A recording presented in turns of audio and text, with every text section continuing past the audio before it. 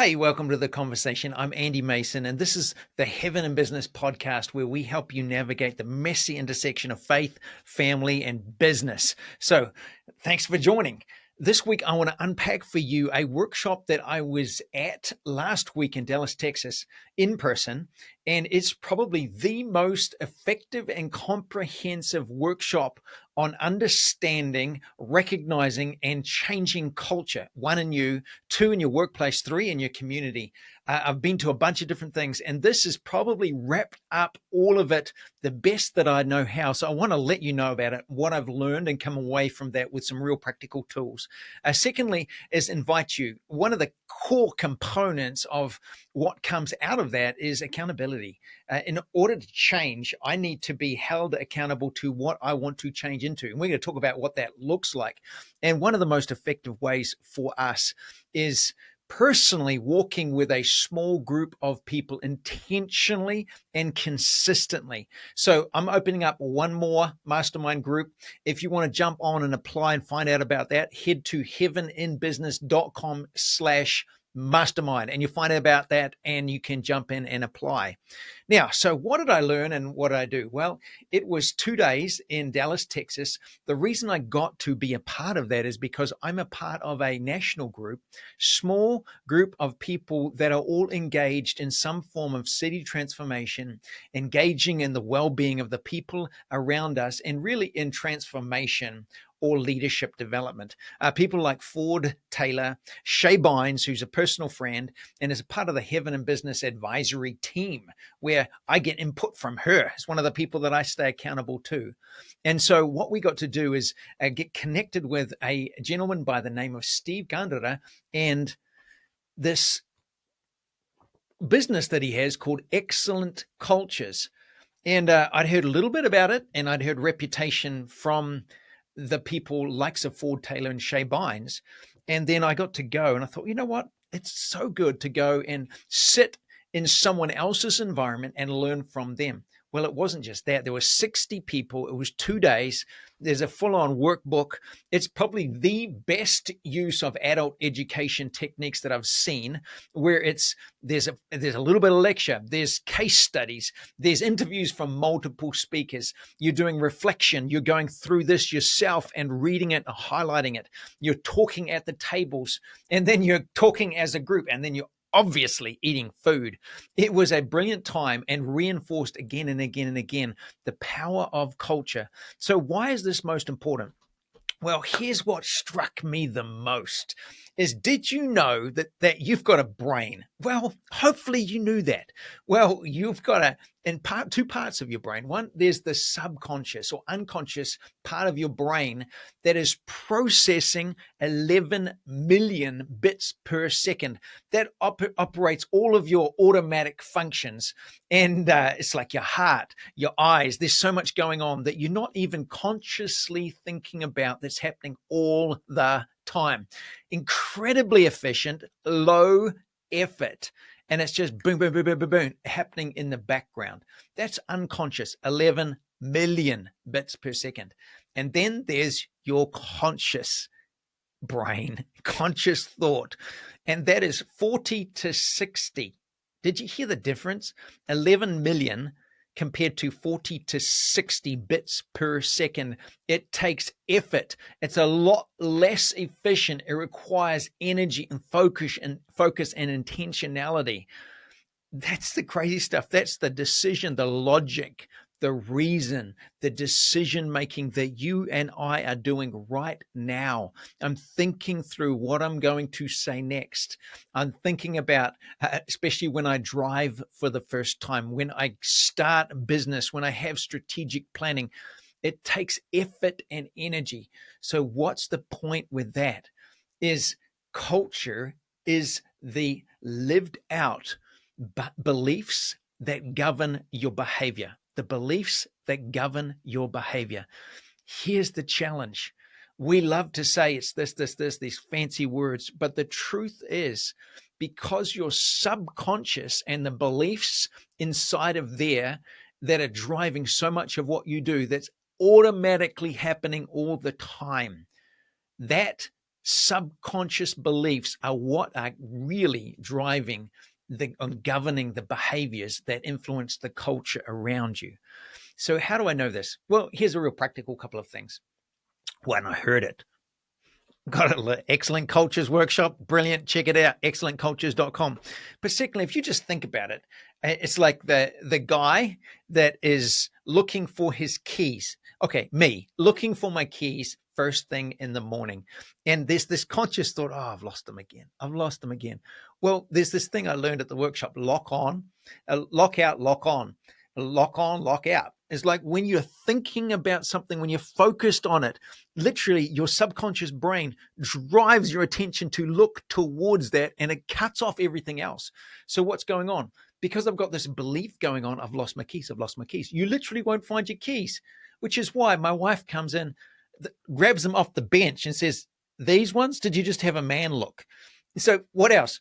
Have you ever noticed that a mum who has got babies and the baby is in a different room, and there's a thunderstorm, they're right beside the freeway, it's noisy, they are tired, just fast asleep, husband beside her, fast asleep, and in the middle of the night, the baby whimpers, and yet mum wakes up. How is that possible? Subconscious. Crazy, powerful. Same thing, the husband lies beside her, it doesn't even wake up at all, unless she is not there. Why? Because of the subconscious. So what we learned is that, I love this. I'm reading this. I'm even wearing this little bracelet rubber thing to remind me, we heard that, snap your wrist with a rubber band or a bracelet to consciously change or hack your self-talk, hack your subconscious.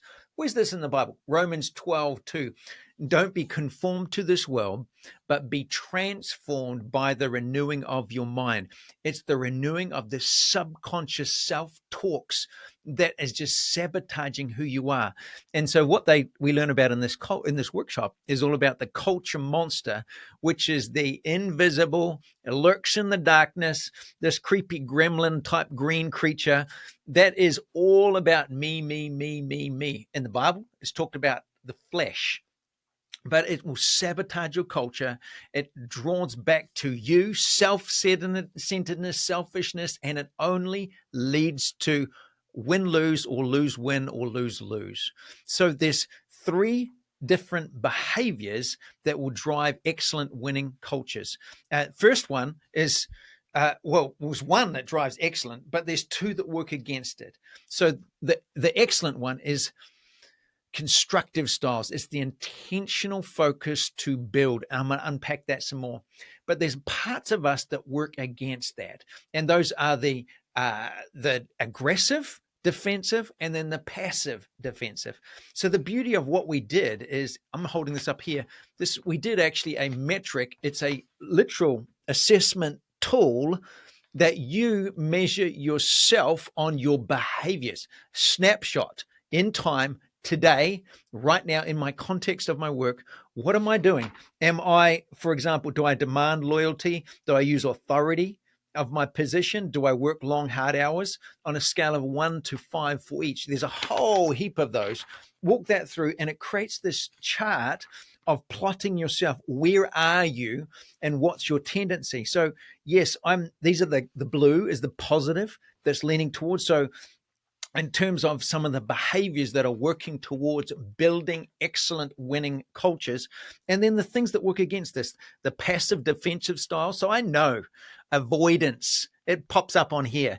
It's like one of the behaviors that is not going to help me, because if I want to build an intentional winning culture, I'm going to have to confront my own behaviors and the challenges which is around me. It doesn't happen by itself, because the default, the easy button, is to head towards comfort, ease, and the culture monster, which destroys everything.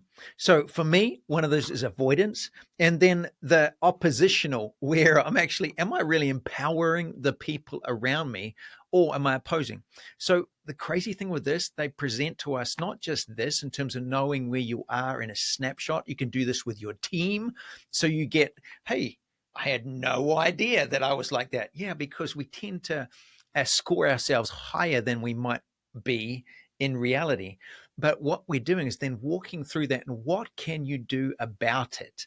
So I like to see this constructive, it's leading to win-win.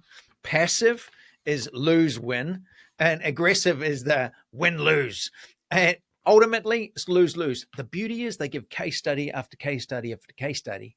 Toyota, other companies that you know of, that bottom line, people do better, people thrive, and net profit in this particular case study was 756 times that which the intentional winning culture compared to unconscious and not intentionally building something. So, is it worth it? Absolutely. There's a couple of other tools. If you haven't come across Flippin 360, there's a Flippin 360 book you can get that unpacks some things somewhat similar. Well-being, Gallup. There's a bunch of stuff in there that'll help you. You can get a bunch of books, but I'd highly recommend check out Excellent Culture, their resources online. And then some of the things that just for me personally broke this down and just made it super, super powerful and intentional is I want to self-hack, or I want to self-hack my self-talk. How do I do that? I've got to start with values. What are the values that I want to build in my workshop, in my workplace? And so for this, I'm looking at some of these behaviors. What do I need to grow in? What are the things that I need to work on?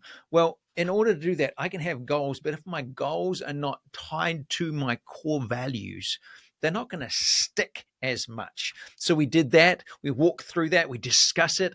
And then there's some real basic things that again and again and again are so important. It sounds simple, but we just don't do it. Things like lock on, lock out. I want to lock on what I want to build. And so I can do that with affirmations. I do it with repetition. I do it with meditation, thinking on something over and over again. Your subconscious is thinking fast. Your conscious is thinking so slow. So how do high performance teams do something so quick and so fast? It's because they hack their subconscious. How do you do that? Practice. Look at the bobsled teams. There is no physical way that they can make decisions fast enough to take those turns. How did they do that? Through hours and hours of practice. The Blue Angels, I'll post that link below. If you watch the Blue Angels, which is the Navy jet display team, they fly in formation. One mistake, they're dead. You and I, one mistake, we might crash, we might upset somebody, but we're not going to die. If they get it wrong, they die. So pay attention to how do they get such a high-performing team. Well, you watch the video and they're sitting there and multiple things. They're walking through a map together, each of them around a table, and they're literally mapping as they're talking where they're going to go, where they're going to go next. So they've actually gone through it that time. Then they've got their eyes closed and they're imagining, they're using their imagination to think ahead, moving this way in synchrony. It's just amazing watching them, and they're actually doing it, imagining that in it. And then they debrief, so they're talking about it together. And then they have people in the room that are not actually flying, but they're watching everything they do to critique and give feedback. Nothing is built in isolation. I need to build it with others, and I have people around me. So what are some of those tools? Focus, repetition, having my values tied in, dealing with the big lie and replacing it with the big truth. Sound familiar? Goals tied to values, affirmations. One of the things, here's a funny one for you, is I've put on a bit of weight because I call myself a little bit fluffy because I had knee surgery, couldn't do any exercise that I love for 6 weeks. I want to lose 10 pounds. So I can say I want to lose 10 pounds. I can actually establish an affirmation. And so it's like this little reminder, boom, remind myself, I hate the effect of sugar. Every time I reach for that cake, stop it, Andy. I hate the effect of sugar, but I love a disciplined body and endurance running. Why am I doing that? Because I'm creating this loop in my subconscious to start to move it. So the next time I move to reach towards that cake, I hate the effect of sugar. I love a disciplined body and the power of endurance running. But I've got those also for other areas of my life in what we're doing in building team, empowering and growing in every area from spiritual to to physical, to financial, to emotional, to relational. I can build that all out. There's a ton of other things that I just was going over. I'm looking back over this now, just the importance of repetition, sustaining it. Culture drifts without continual effort. I'm thinking this is so good. So what I want to encourage you is check it out, excellentcultures.com. You can find out more like that there. Workbook they have. You can buy this on Amazon. I think it's like $250. So might as well just go to the workshop and get it in person. There is a podcast that you can get from theirs as well. And it was just so valuable. I'm going to take the time to go over this again and again and again and reflect on it and learn, because it was just so helpful in pulling that two together. Other books, Ford Taylor does some training, transformational leadership. He's got a book, Relational Leadership. That is by far, those two together is just outstanding. Here's another one, is the 5 dysfunctions of a team, Patrick Lencioni. Those 5 things, super, super helpful as well. And so all of that, some great resources for you to practically build culture. At the end of the day, I've got to be in community with people that will hold me accountable to what I'm doing. So for you, what can you do to practically engage right now? Jump a hole, grab those resources, grab the books, check that all out.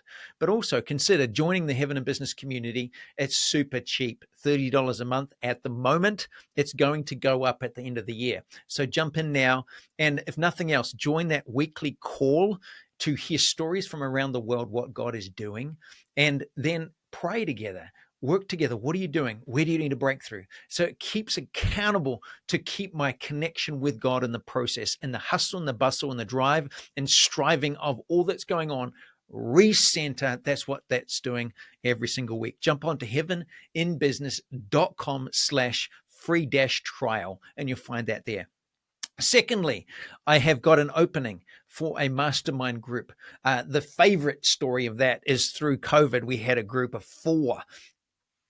Ideally, no more than a couple of years. But for this one, it's going to be 5 months. But I had a group of 4 national level business leaders through COVID. We got together and grew. One of them 10x their equity. Another one took and purchased out their business partners and got the advice from one of the other guys in the group whom he initially did not like.